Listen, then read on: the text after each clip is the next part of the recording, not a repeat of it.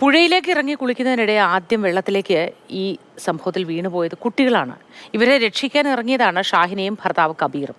ഇവർ ഇറങ്ങിയ ഭാഗത്ത് ആഴം കൂടുതലായിരുന്നു, ചുഴിയുണ്ടായിരുന്നു. ഫയർഫോഴ്സ് ഉദ്യോഗസ്ഥരാണ് ഇക്കാര്യം പറഞ്ഞത്.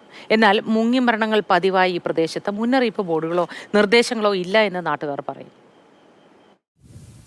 ഇന്നലെ വൈകിട്ട് ഇവിടെയാണ് ഈ ദുരന്തം നടന്നത്.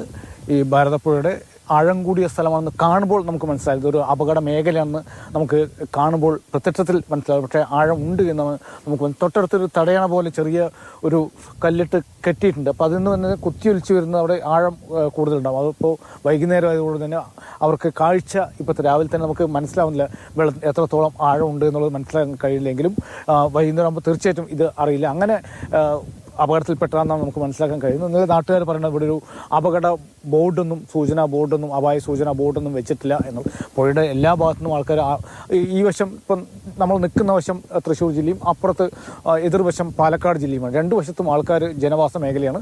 രണ്ടു വശത്തും ആൾക്കാർ കുളിക്കാൻ വരാറുണ്ട്. പക്ഷേ ഏതെല്ലാം സ്ഥലങ്ങളിൽ കടവുകളിൽ ഇറങ്ങുന്നു എന്ന് നമുക്ക് പറയാൻ കഴിയാത്തൊരവസ്ഥയാണ്. ഇവിടെയും ആളുകൾ കുളിക്കാൻ വരുന്നു. പക്ഷേ സ്ഥിരം ധാരാളം പേര് വരുന്ന സ്ഥലമൊന്നുമല്ല. എങ്കിലും ഈ കുടുംബം ഇവിടെ വരികയും ഇവർ കുളത്തിലേക്ക് ഈ പുഴയിലേക്ക് ഇറങ്ങുകയും അവിടെ അപകടത്തിൽപ്പെടുകയാണ് ചെയ്തത്. ഇപ്പോൾ 4 പേരുടെയും മൃതദേഹം ഇപ്പോൾ ഇന്ന് പോസ്റ്റ്മോർട്ടം ചെയ്യും. അതിനുശേഷം ആയിരിക്കും സംസ്കാര ചടങ്ങുകൾ നടക്കുക.